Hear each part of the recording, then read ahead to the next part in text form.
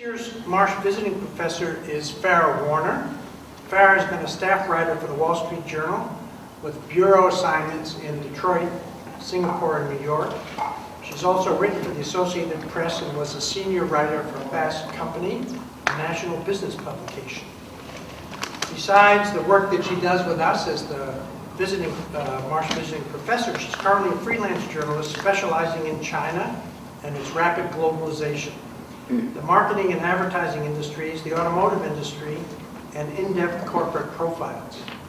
From September 2005 to April 2006, she was a Knight Wallace Fellow at the University of Michigan, and in 2006 she received the Women in Communications Diamond Award for illuminating women's issues through the media.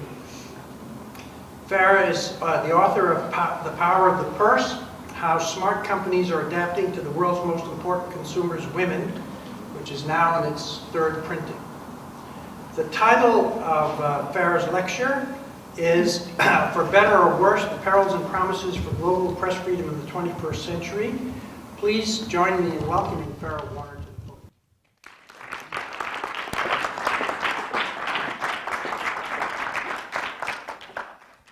Am I on? I am on. I know how to turn my own mic on. Thank you very much. Thanks, Mike, and to Susan as well, Susan Douglas, my fellow colleagues from the Department of Communication Studies, and most importantly to the Marsh family, who I just had the honor of meeting earlier today. It has been my great honor to be the Howard R. Marsh visiting professor. It has also been frightening, enlightening, and scary. And not just because I have to stand in front of 60 students every Tuesday and Thursday, although that's scary enough, but because I've had time to reflect. I've had time to reflect on journalism, how I do it, why I do it, do I even do it very well? Journalists, at least as far as I can tell, and you can tell me, are not a publicly self-reflective lot. We do not like to gaze at our navels. We can be publicly self-defensive, and that's for certain. One only has to look at this dislike that people in journalism have for public editors to see how much we dislike having people question us about the way we do our jobs, why we source the way we do, why and how we tell the world what we do, to see how much we don't like to think about what we do, and we really hate being questioned about it, even as we are constantly questioning other people, even as we are asking the rest of the world to open up and be transparent. And yet, I think it is important in the first decade of the 21st century to think, to question, to ponder and reflect, because I fear what happens if we don't in journalism. My profession, I believe, faces great peril, and it is not the internet that I fear, which seems to be the bogeyman for so many journalists today. How do I become a multimedia journalist? How do newspapers and the internet coexist? How do I make money off of all of this kind of stuff?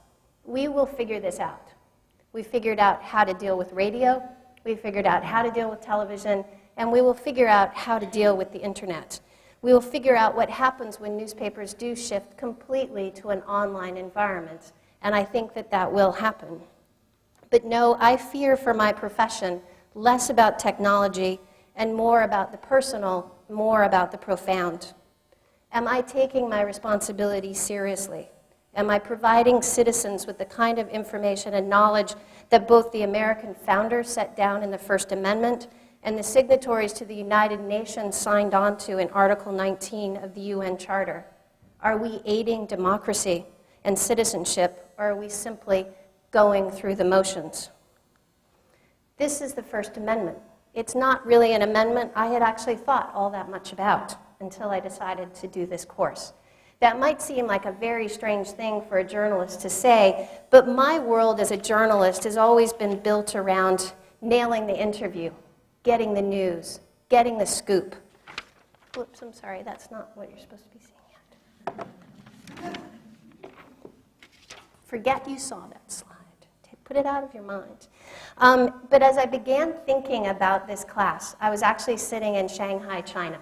It was 4 o'clock in the morning because I had jet lag, and I only had a few more days to actually get my Marsh application together. And I knew that I wanted to do a class that was something very different from what I write about or what I do journalism in. And what I wanted to do was talk about press freedom. Here I was sitting in a country that today, as we speak, is shutting down news sites. If you turn on the television today in Beijing, it is possible that if the word Tibet is heard, that the television will go blank today. If you search the word Lhasa online today in China, you will probably get the words connection has been reset, and you will not see anything. Fortunately, many people in China own a radio. And guess who you can get on the radio? You can get the BBC still. You can hear it coming from India if you happen to be in the right place at the right time. And so the media still does get out. But it had bothered me as I sat in this room that I hadn't really thought about the First Amendment all that much. And I was sitting in this country where there is no press freedom. And what even angered me more is that a company that I've covered frequently in the past, Yahoo, had actually had the insensibility and the insensitivity to give up the name of a blogger to the Chinese government so they could throw him in prison. Jerry Yang had to be called before Congress last year and humbly apologize, in fact, kowtow to the family of this blogger for what he had done. Because the US Congress said, you may be operating in China, but you do business in America, and you abide by the laws and by the First Amendment of this country, not the First Amendment or the lack thereof in China. So I thought, well, I'll take a stab at this. Why not think about how I do journalism, especially this weighty responsibility that is up there? Our founders gave us this First Amendment not because they loved the press, but because they believed that free speech and a free press was integral to a working, thriving democracy. That's what they believed. And yet, 200 some odd years later, do we really appreciate that? Do we really appreciate that the free flow of information and the free flow of ideas is important to the way we run this country? And I also wanted to look at what the state of press freedom was around the world, where I see so many issues facing journalism. What is happening in Iraq and Afghanistan right now, 5 years on? If you'll remember, 5 years ago, we invaded Iraq today. The past year has shown us how much pressure there is to restrict the free flow of information. Unrest has led to crackdowns in the press in Burma, Pakistan, Zimbabwe, and now China again. And more important, what were the pressures on press freedom around the world? Where were they coming from? Were they internal? Were they inside of us? Were they coming from the outside? And I also wanted to know where the promise of journalism was coming from. So I started here in the United States. And it seems appropriate to me that we talk about press freedom today here in America. You already saw this slide. If you will notice, President Bush's face is made up of tiny little portraits. Those portraits are of soldiers who have died in Iraq.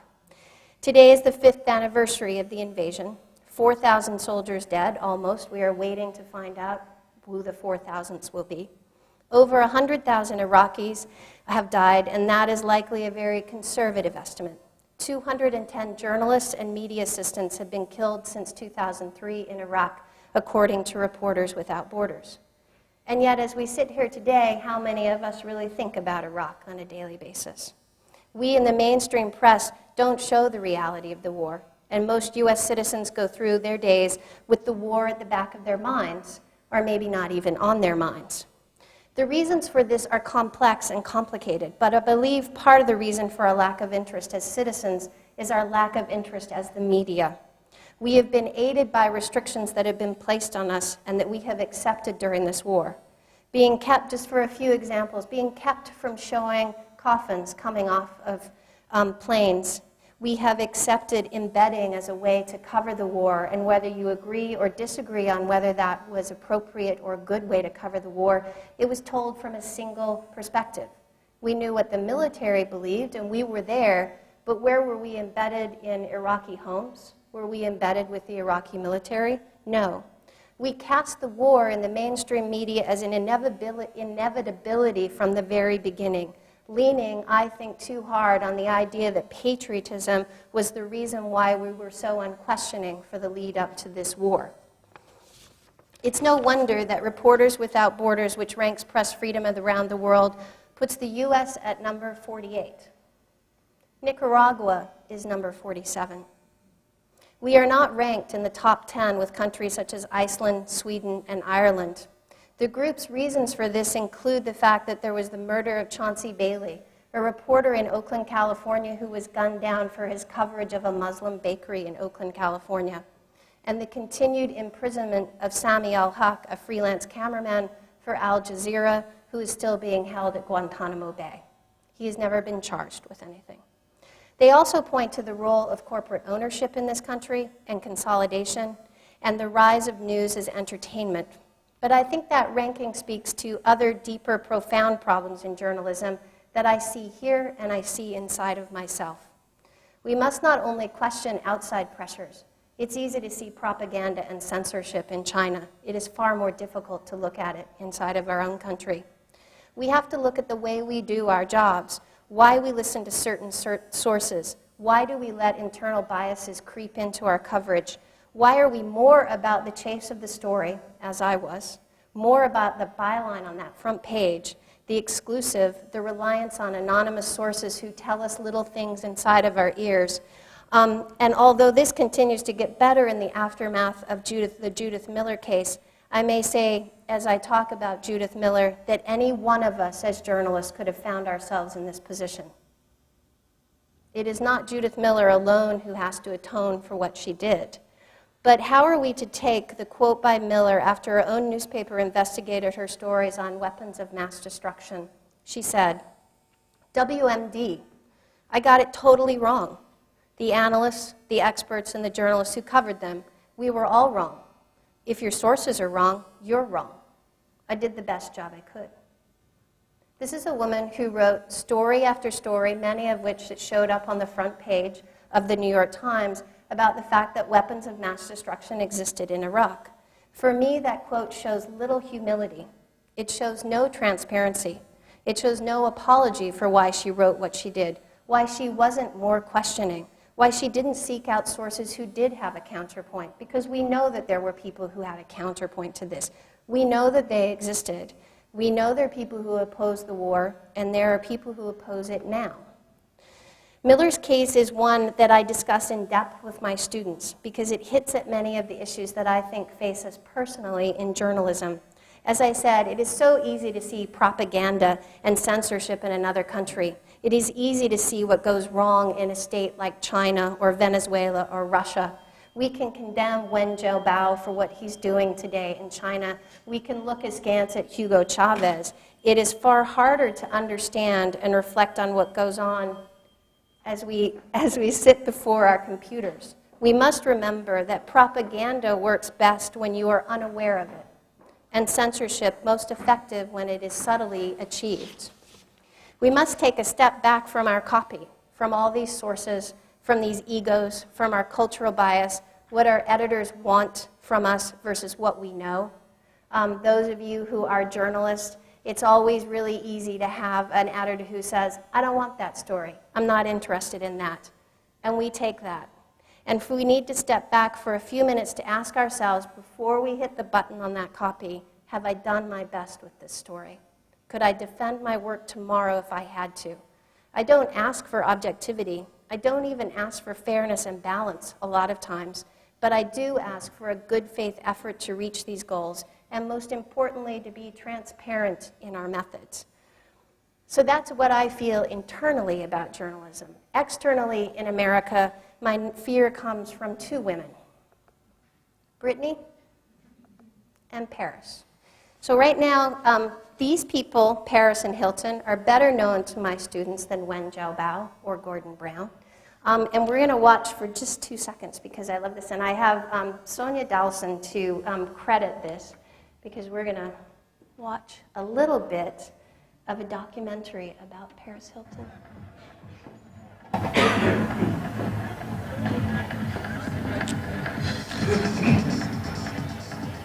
It was a walk to freedom like no other. Can you hear? The ex-con was excused in a static pair strutted out of the Glenwood, California jail about 15 minutes after midnight. I couldn't believe it. Every major network, everyone, 100% were covering it as if it were a presidential funeral. It was remarkable.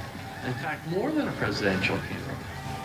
The most famous blonde in the world leaving prison after 3 weeks for a probation violation. Never thought I would watch Paris Hilton walking out of jail and getting into an SUV and we'd be covering this as breaking news, but we are.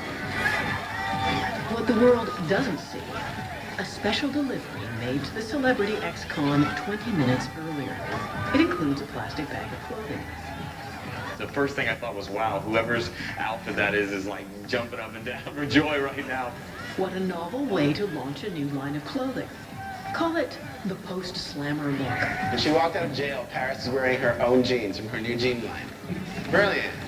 I'm sure she sat down and had very long meetings talking to these very, very clever people about how to move her brand forward. Is it possible that Paris Hilton isn't the empty-headed hottie she seems to be? She certainly knows how to get her picture in the paper. What does it say about our culture that a girl leaving jail wearing the right kind of jeans or shoes is actually promoting that product? There's a lot of money to be made, and that's making the atmosphere crazier and crazier. Paris Hilton. For some on the skeptical sidelines, she represents, or perhaps her fame represents, the decline of rational Western civilization. How does she do it? What is she selling? Who profits? And why do we buy it?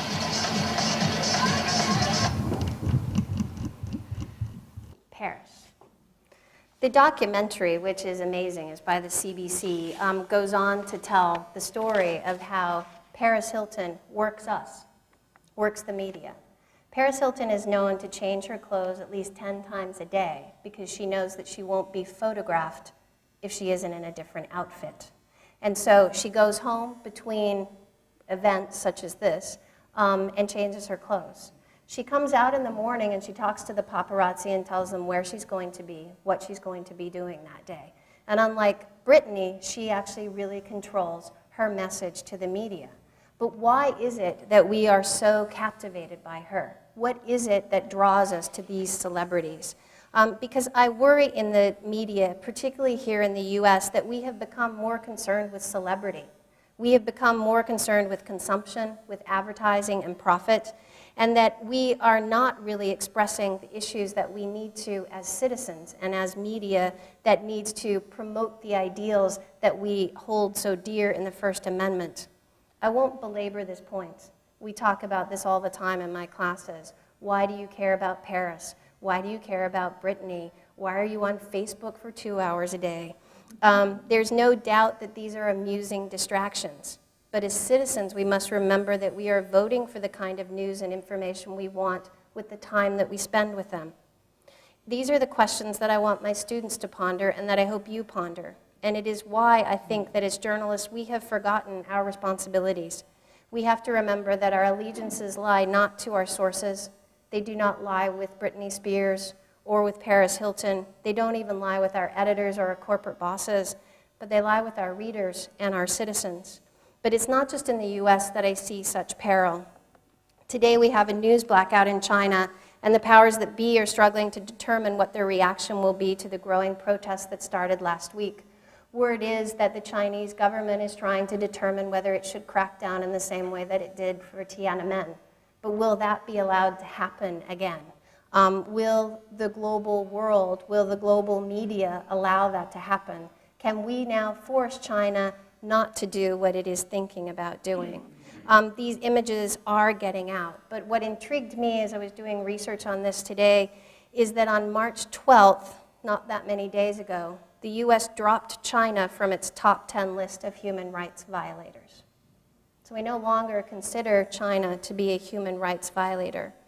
And yet this control that we've seen in Burma, Pakistan, Mozambique, now in China, we see it in Morocco. There are so many countries, Venezuela, Cuba, the list can keep going on, runs counter to the core principle of the United Nations Charter. We may hold dear the First Amendment in this country, but there's something else that also drives us, and it is, whether you believe in it or not, the United Nations and this idea of global human rights, those things that we hold dear for everyone. Free speech and freedom of the press is not something that we solely have hold of. And so here is Article 19, which I hate to say I had never read before until I started working on my global media class. Everyone has the right to freedom of opinion and expression. This right includes freedom to hold opinions without interference and to seek, receive, and impart information and ideas through any media and regardless of frontiers. It is a basic human right, this access to information, the need to know, the need to have information given to us so that we know who we're supposed to vote for. We know where we're supposed to go to protest a war, to stand up against tyranny in the world. And yet, it has become so easy for me to become disillusioned as I sat in that Shanghai hotel room, looking at statistics about what happens to journalists in this world who are the media, who are regardless of these frontiers. In 2006, 85 journalists and 32 media assistants were killed around the world for doing their jobs. 871 were arrested, 1,400 were physically attacked or threatened, 56 journalists were kidnapped, and 912 media outlets were censored. These are all from Reporters Without Borders. In 2007, another 86 journalists and 20 media assistants were killed. 887 were arrested, 1,500 physically attacked, 67 kidnapped, and 528 media outlets are censored. And the numbers just keep going. Already in 2008, 8 journalists have already lost their lives. And yet, in the 7 months that I have been teaching, I also see promise. This is a picture that was taken with a camera phone of the protest by monks in Burma in September. I see promise not only from things like this, but promise in my students who may be reading for the first time news from around the world. They have become engaged in the missile defense crisis in Russia, something they probably had never thought about before. They are enraged about what is happening in Zimbabwe with Robert Mugabe. They are intrigued by how bloggers managed to get their views heard in Venezuela despite Hugo Chavez's control over the media. I find hope in that, and I find hope that they are learning information and accessing information that is necessary to their lives. We talk about Clinton and Obama and McCain and the way those elections are covered. And for the first time, I think a number of my students have actually thought about who am I going to vote for this year. I also find hope in technology. Technology that brings us these kinds of pictures, uploaded in minutes onto the internet, even as Burma was trying to figure out how to deal with this and ended up pulling the plug on the internet in Burma and shutting down cell phone towers as a result of these kinds of images. But these images were out to the world. 20 or 30 years ago, we wouldn't have seen this. It's possible that this would have happened without anyone noticing. And yet we may have heard about it 2 or 3 or 4 months later. What's happening in Tibet and throughout China, as I understand, may have gone heard about, but we don't have the kind of pictures that we are beginning to see. And this picture, interestingly to me, we seem to think that the Tibetan issues and the uprisings have come out of nowhere. This is actually a photo taken in October at a Chinese embassy in New Delhi, giving us insight into how long this pressure has been simmering and the decision that the Tibetans have made that they are going to focus on their independence and their freedom during this time of the Olympics.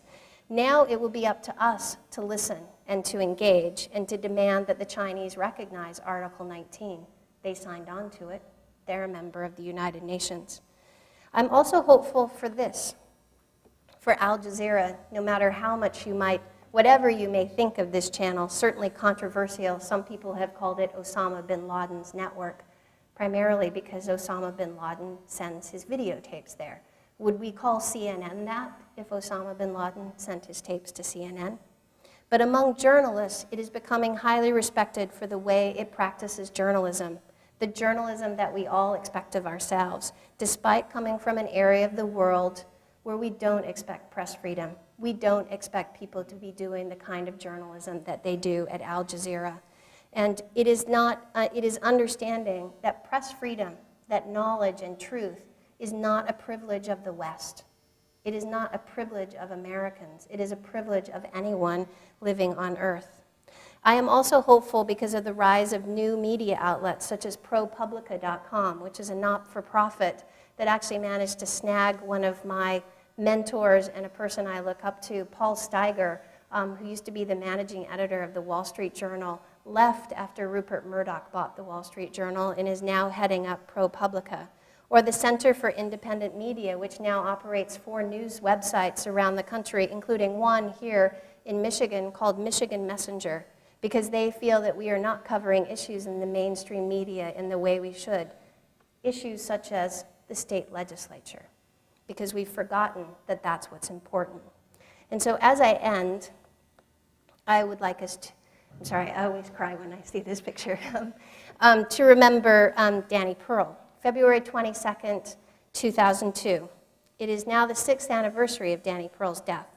For me, as I teach my students about press freedom, the privilege of it, the peril, and the promise, Danny offers a stark reminder to me that journalists are often the ones targeted when we don't want news out, when we want to control what is happening, when we want to make a point about how much we hate the information age and knowledge and truth. But he is also a reminder of the great of journalism, the desire to learn about the world, to explore with honesty and integrity, to be humble, and to understand that our first obligation isn't to our bylines, it's not to the corporation, it's not to our sources, but it's to our readers. And so with that, I will end. I'm happy to take any questions. Thank you.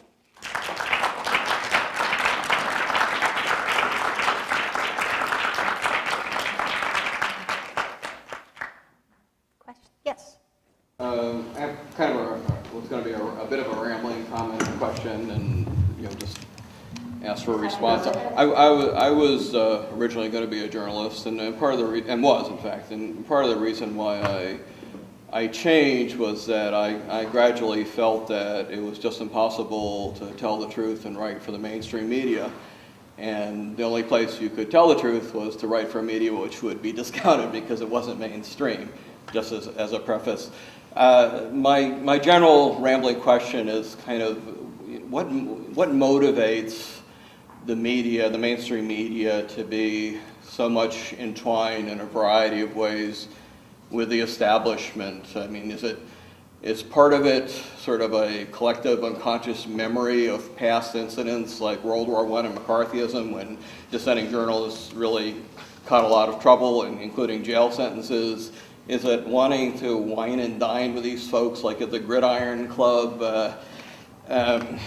The difference between the way our mainstream media treat our establishment and the foreign establishments is so striking so often. About something like 25 years ago, a guy named Barry Commoner, you probably recognize the name, a famous environmentalist, ran for president of the United States. I only found out about this because he was interviewed on CBC, which I heard.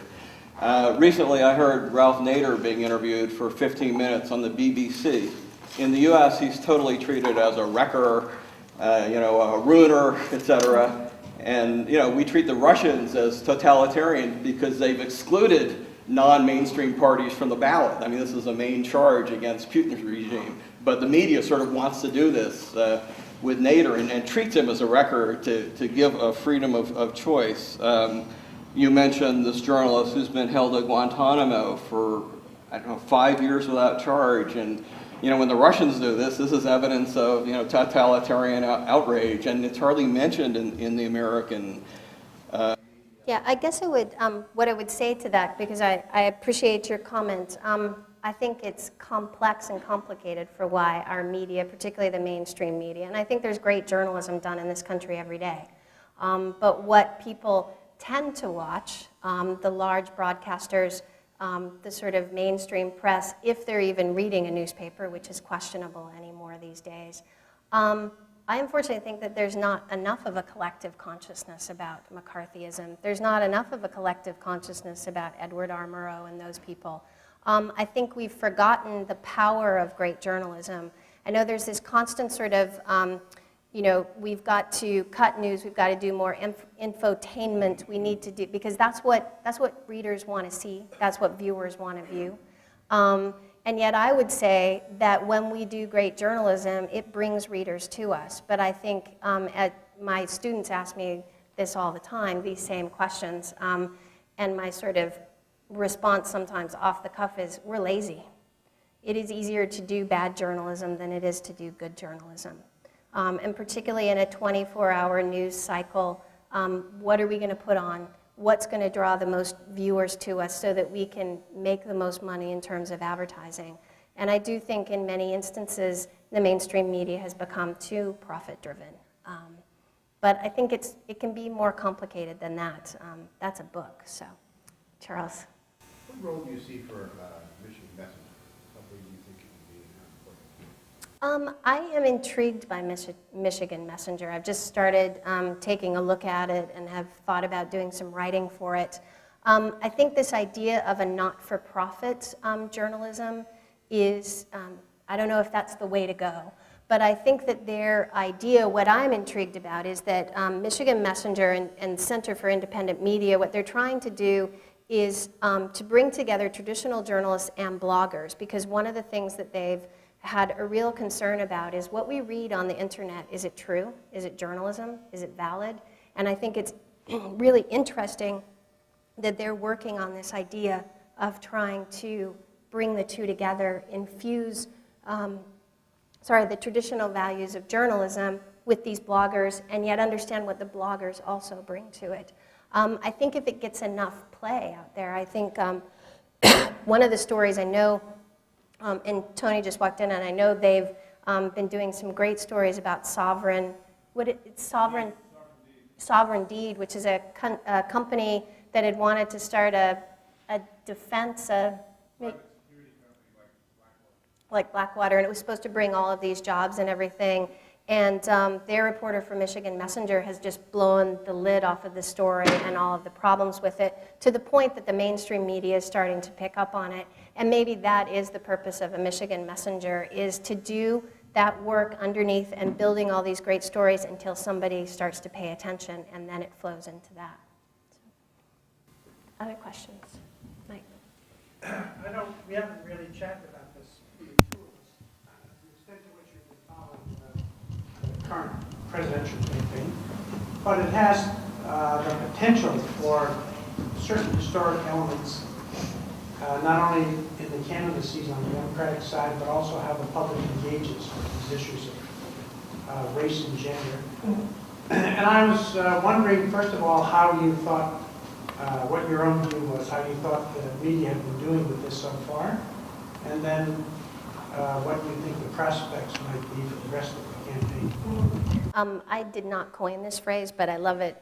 I find that my colleagues in the media are windsocking a lot, which means that we blow with whatever direction seems to be the best direction to blow.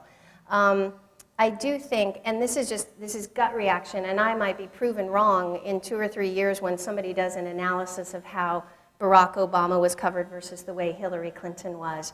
But there does seem, just in my reading and the way I watch things, up until about 2 or 3 weeks ago, and I think we are starting to see some changes, I've even said it to my students, Barack Obama always seems to be bathed in this godlight whenever you see photographs of him, particularly on the covers of magazines. Many of his speeches are actually speeches that are political speeches, are given, he'll speak for 45 minutes and it will be broadcast, whereas Hillary Clinton's speeches often, they're just snippets and they're edited. That's my gut reaction, but in the past couple of weeks, past 3 weeks, I do feel that there has been this shift, and maybe it's because there's been so much discussion about we've been biased toward Obama.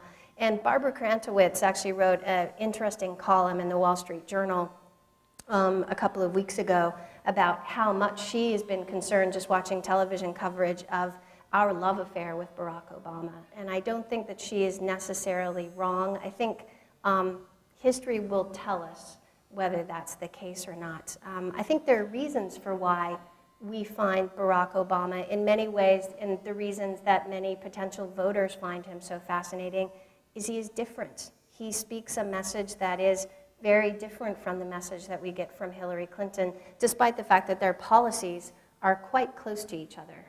I was intrigued by watching them in the one debate where they sat right next to each other and they kept complimenting each other on their policies and how much they agreed with each other.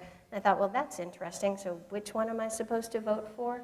And I think that's why we're seeing a lot of imagery, is because the policies are really not that disparate from each other. In terms of John McCain, Things blew up in his face today. He made some terrible errors about Al-Qaeda being in Iran and everything. So, the press is already after him for that. So, first over there. On a related note to objectivity and journalistic practices, how do you feel about civic journalism? About civic journalism? So you mean like citizen journalism, or? Yeah, so journalists being actively involved with community issues and, even pushing certain political ideas or community actions or whatever it may be as they cover it, kind of actively participating in the community they cover. I don't have problems with it as long as I know that they are actively doing that. I mean, there is a long tradition of advocacy journalism in America. Civic journalism is nothing new. My issue has always been, and is becoming even more, is transparency. Tell me what your beliefs are, where you lie, what your situation is, and then I, as a reader, can determine from that how much bias I think there is in that. I think it's just a matter of telling. Sometimes you have to be an advocate, and that is part of journalism. So, here.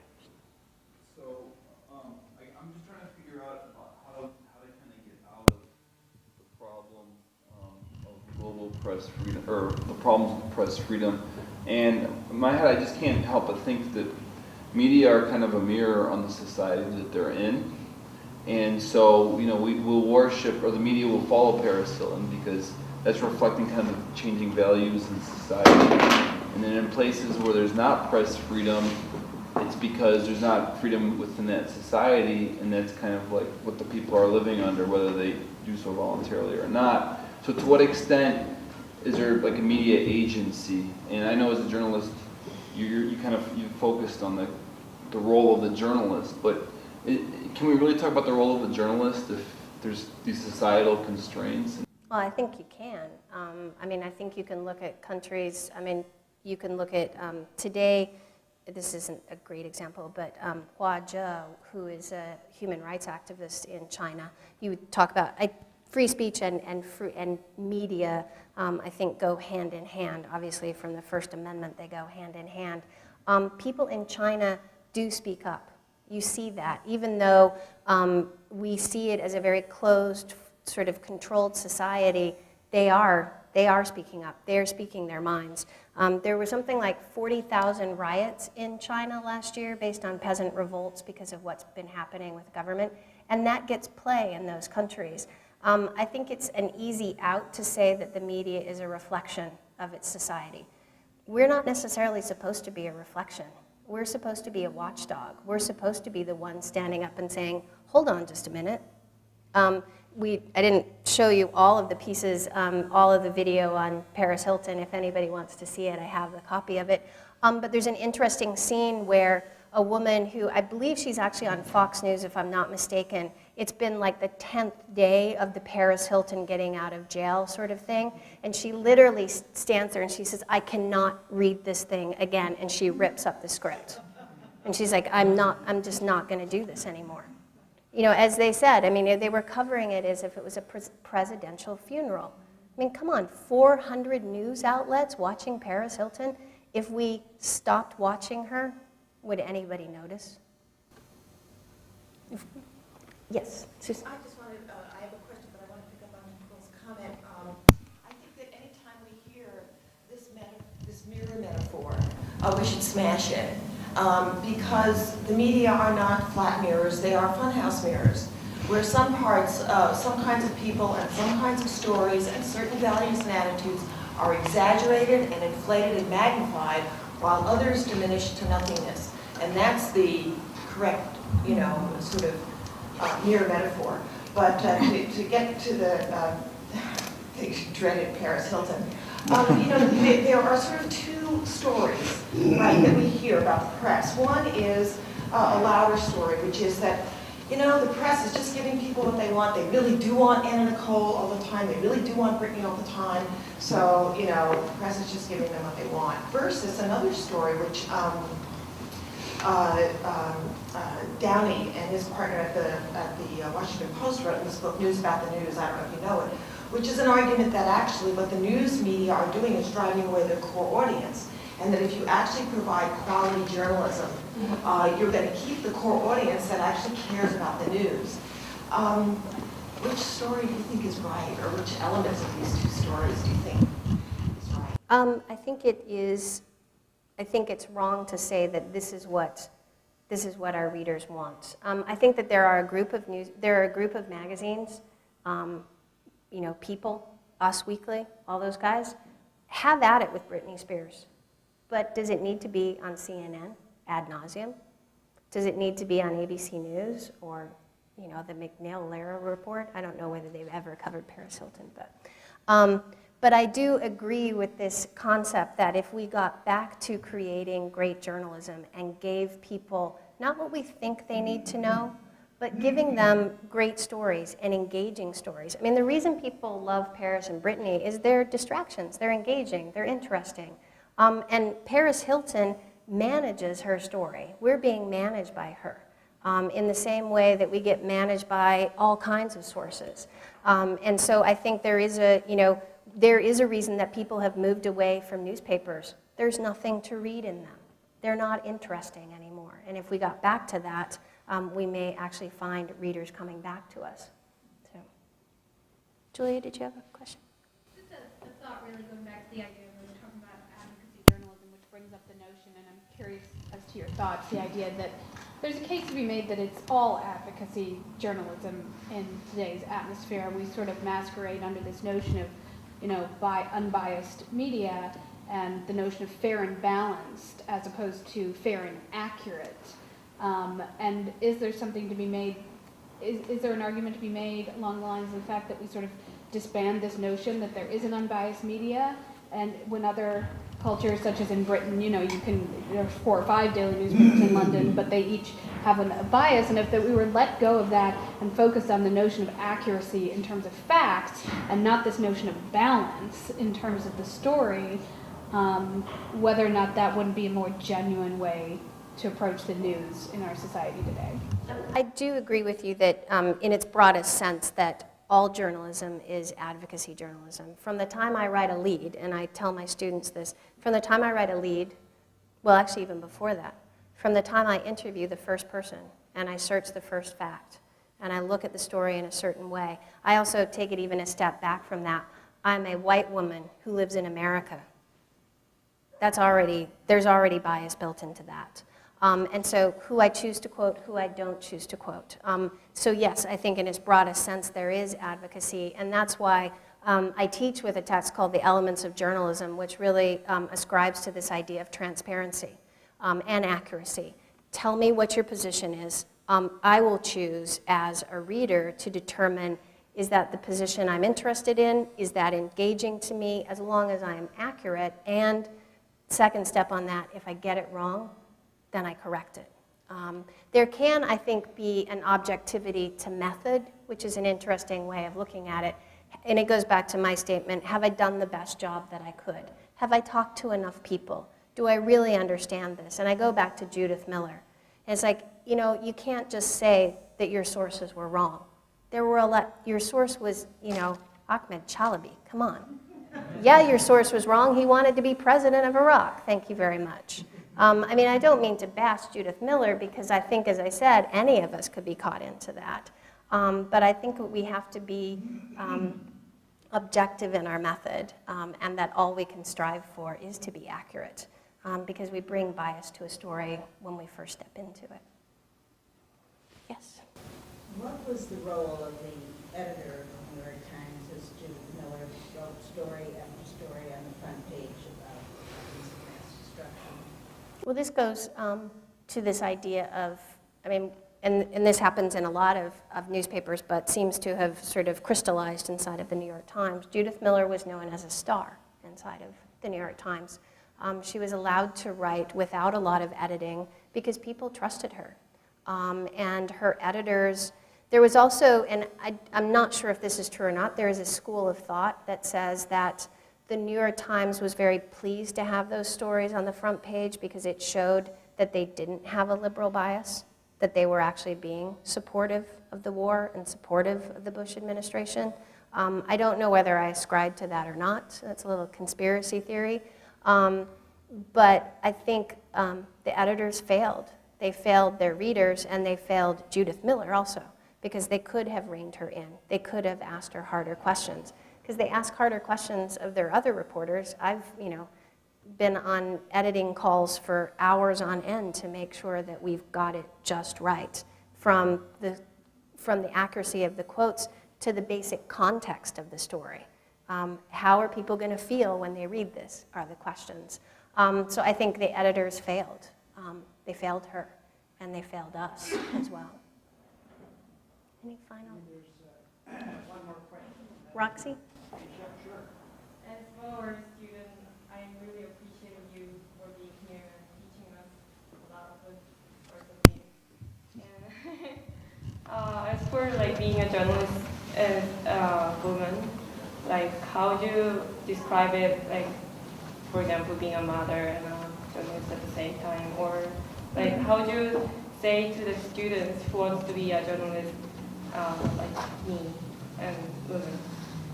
I guess I never think about, I've been asked that question, I never think about myself when I walk into a room as a woman.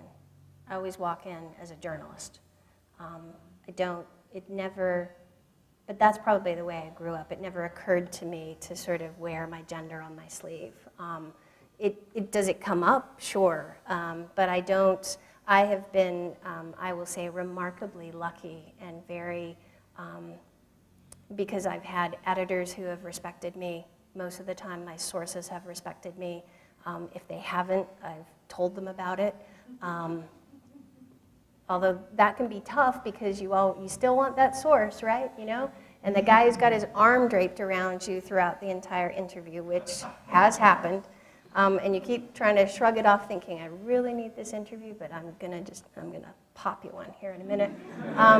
So I would say that think about yourself as a journalist first, and it will always get you through the day, because it doesn't do much good to walk into a room thinking of yourself as anything else. So, thanks very much. Join me in thanking Fara for